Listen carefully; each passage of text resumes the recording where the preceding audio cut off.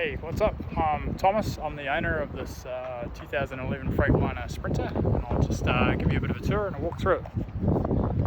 So this is the Sprinter.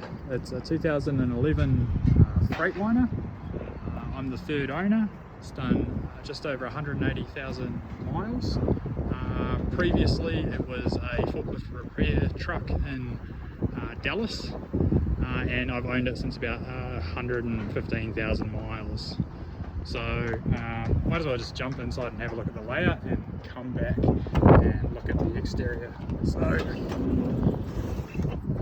it's pretty common layout that you see for a lot of vans, a lot of Sprinter vans. Yeah, it's got a high bed and really prioritizes the amount of kitchen space and kind of wandering around living space. It's got some cool features like a swivel chair over here, so you can really maximize the horrible sounds that you make, but you can maximize the living area that you get for working. So yeah, it's got this massive kitchen here and a big underbed garage storage area, which I'll talk about in a second. So yeah, you probably noticed it's lit up. It's all 12-volt lights on dimmers and switches. You know, you've got lighting in the kitchen, and you've got lighting for the garage as well. So that's the general layout there. In terms of the kitchen, it's got a nice like actual solid wood countertop. I think it's acacia. It's really easy to kind of sandbag and stain if that's your thing. So the stove is it's a Dometic alcohol stove, which is really common on boats. It's a very simple operation. It just runs off denatured alcohol. So denatured alcohol comes in a can like that. I think it's about $6 for one of those. All you do is fill up these two canisters in here, and yeah, that gets you going for a week of solid cooking and using the kettle and things like that. The operation is very simple. It's just a knob. You open it, you might be able to see a little aperture opening in there. You stick a barbecue lighter down there and light it, and you control the temperature, whether you want to simmer or blast it with this, and shut it off. It's a nice, really simple system. It's like really low carbon monoxide. It's really cheap to run. These things run you like, I don't know, $6 or $7 max. And yeah, low carbon monoxide. You don't have to deal with propane. It's just nice and simple. So that's the cooker there. Also on the bench top, or in the kitchen, we've got a sink with a, I guess, a removable section. It makes a nice chopping board. But yeah, stainless steel sink with yeah, strainer, plug. And the operation of the sink is by a foot pump here. So water comes out by a foot pump, and your water is stored in 9-gallon tanks. So you have fresh water and a grey water. It makes it really easy to swap these things out. Yeah, you can fill them up just by taking the jerry can into, you know, wherever you need to fill up, rather than run a huge hose to a tank that's outside your van. I've also found that yeah, having the smaller cans inside the van, if you're anywhere cold, it stops them from freezing, because you know you're probably keeping the van pretty warm. There's loads of sort of storage options and features in the kitchen. It's probably way bigger than it needs to be. Yeah, the cabinet's pretty straightforward, pretty self-explanatory. Yeah, like I said, lots of storage. I guess the only other thing to note with the kitchen is there's a it's a Wago 12 volt fridge and freezer. It's really hard to get both a freezer and a fridge. You can get a fridge or a freezer, but it's pretty rare to get both. And so, yeah, you got a nice little freezer compartment here, and yeah, plenty of storage for your cool stuff. And that's just 12 volt, and it's super efficient on the electricity. So, yeah, very handy. It also makes a really nice seat for when you got the door open and you want to chill out, or you want to do a bit of work on your laptop. Might as well talk a little bit about storage.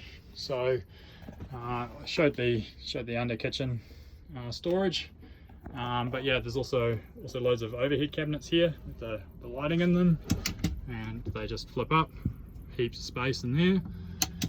Got some smaller ones over the bed area here, gas struts, so you know, plenty of room to store things, room for magazines, iPads, charging spot for your phones so you don't lose it in the bed, and we've also got like an overhead kind of shelf storage rack thing that's just, yeah, absolutely perfect for you know, storing your curtains and blinds and things like that.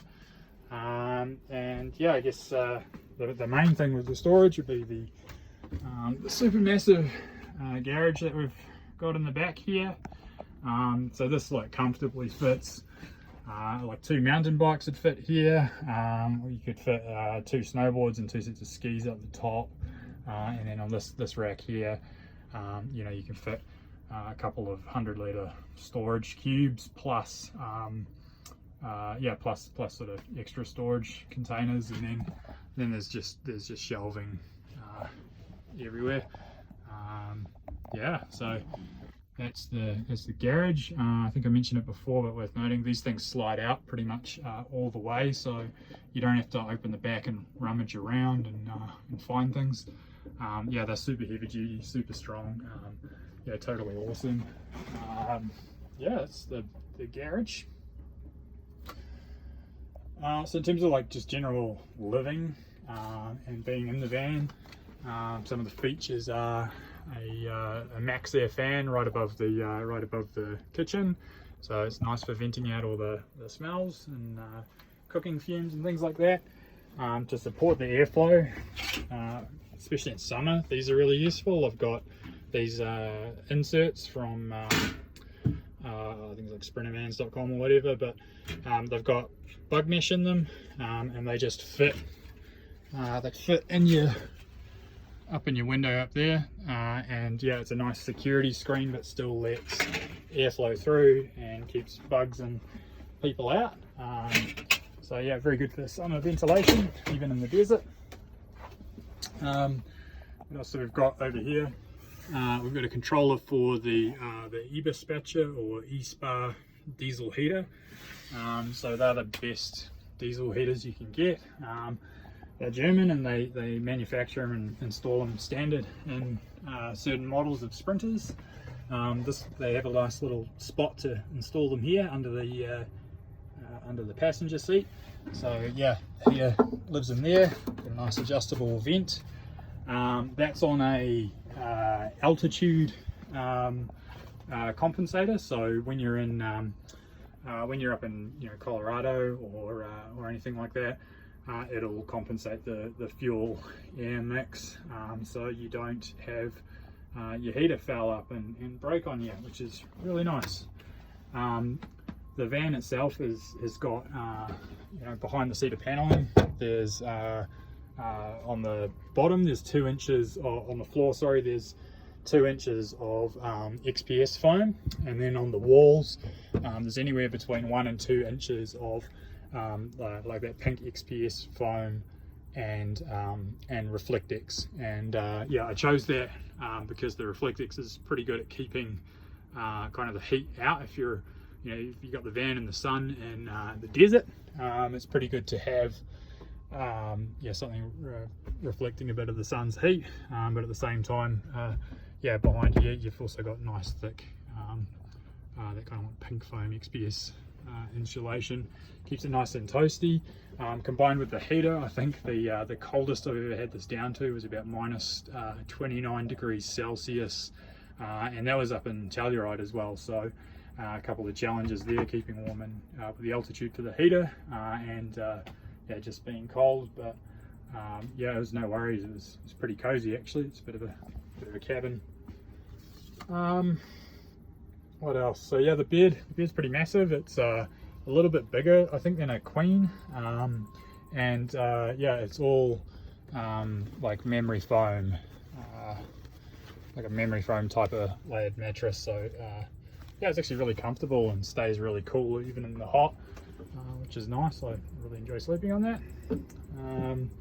Yeah, the windows are great. They're an awesome feature. It was a must-have when I was shopping for a van to build, and yeah, they're just great for views and things like that. But they do get a little cold, and so I've got some insulated window covers that, you know, are good for both privacy, but insulating the windows and keeping it warm in winter. Same with the curtains. They're nice and thick, so they block out light and they keep a lot of heat in if you're trying to keep the cab separate. Yeah, that's the bulk of the living aspects for it. I guess we should talk about the electrics. So go around the back. Actually, before we do that, there's 300 watts of solar on the roof, so 3 panels on top. There's the max air fan, and yeah, so that's the solar system.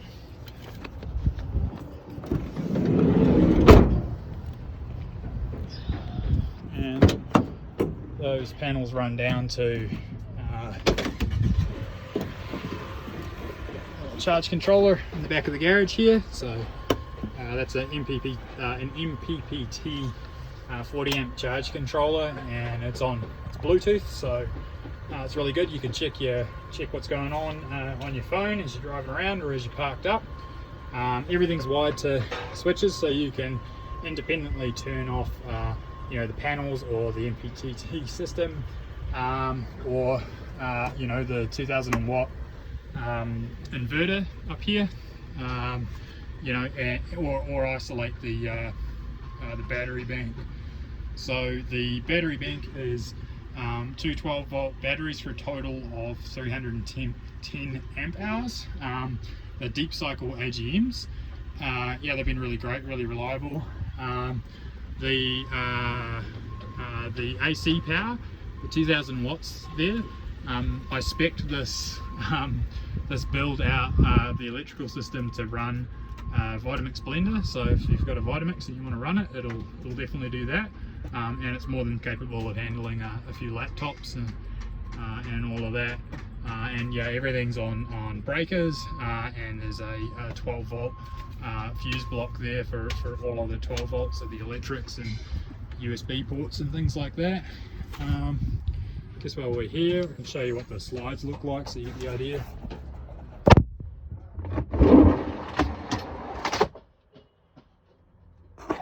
So yeah, these things just come out a huge way, make it really easy to access, you know, whatever you got stored in here.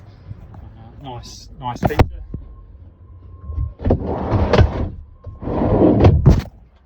So yeah, plenty of storage in the back here. You know, heaps of room for extra water. We got the heavy duty chains, which I've only actually had to use twice because the tires on this are pretty awesome. Got like a solar shower setup. But yeah, as you can see from the back, heaps of room. So yeah, that's the I think that's the electrical. Yeah, there's USB ports pretty much everywhere, and there's a WeBoost cell phone booster as well, which is really great to have when you're out in the middle of nowhere or on the fringes of reception. So yeah, I might take this chance just to do the exterior again, or walk you through the exterior. So might have mentioned before, this is a Freightliner Sprinter, so for all intents and purposes it's a Mercedes Sprinter. They just have a different grille on the front, but yeah, I mean, overall I'd say the outside is in, I don't know, like average to fair condition. You know, there's a couple, like it was a work van, there's, you know, the plastics and bumper stuff is fading a little bit. Yeah, I mean, here's the tyres. They're awesome mud snow tyres by Michelin. I think they're LTX2s, but yeah, they've got tons of tread left, and yeah, like I said, they're just great in any kind of like snowy, muddy conditions. It's got a brand new windscreen. It's got a brand new aerial on top as well.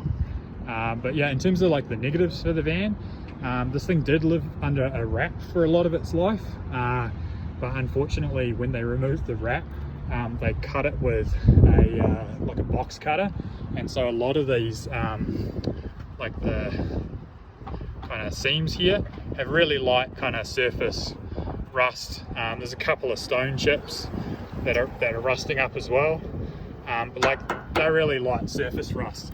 This is the worst piece for sure, and it's not like, it's just surface, so it just looks ugly, and yeah, it's really the only thing I'd do to change this van would be fix a couple of these rust spots, and yeah, you can see where the box cutter situation, removing the wrap, has produced a bit of rust. But yeah, like I said, I mean, yeah, the only real negative I can come up with for this van is just that light surface rust, and that'd be pretty easy to fix, and even better, put it under another wrap. So yeah, oh, it's got a tow package as well, so yeah, it's super handy.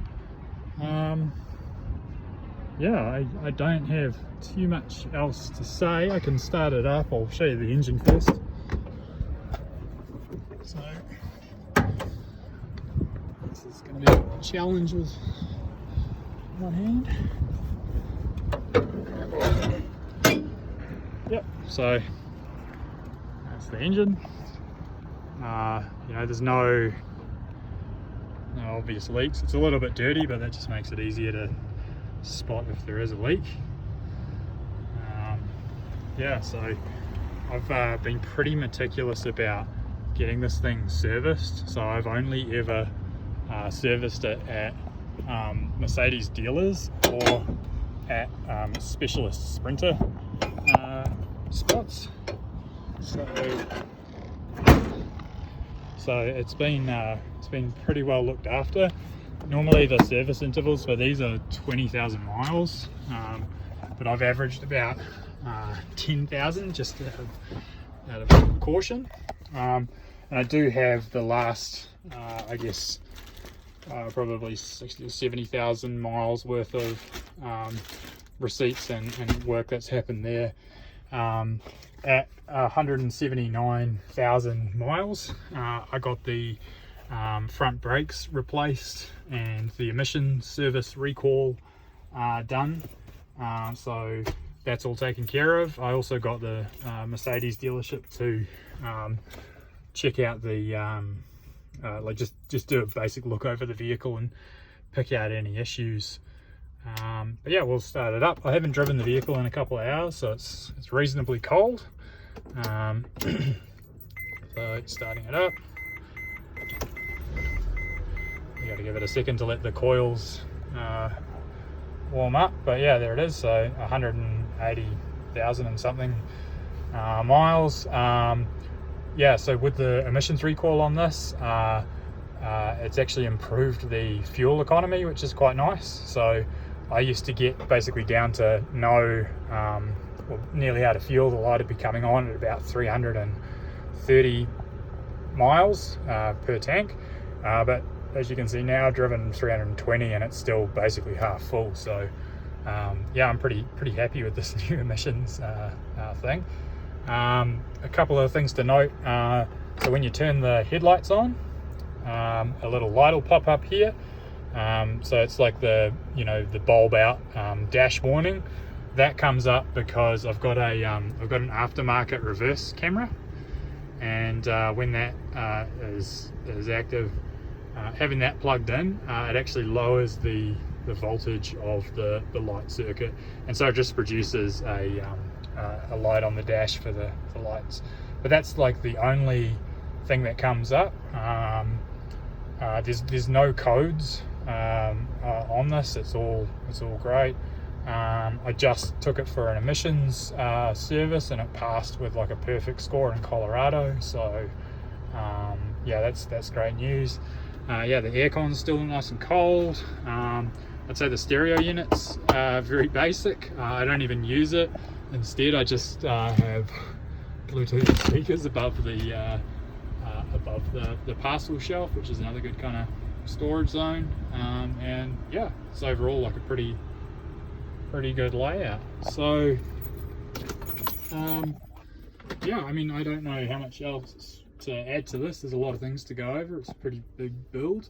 But if I've missed anything or you got any questions, yeah, just shoot me a text message on 775 777 5320. So that's 775 777 5320. And yeah, I hope you like viewing the van. So yeah, any questions, shout out. Thanks.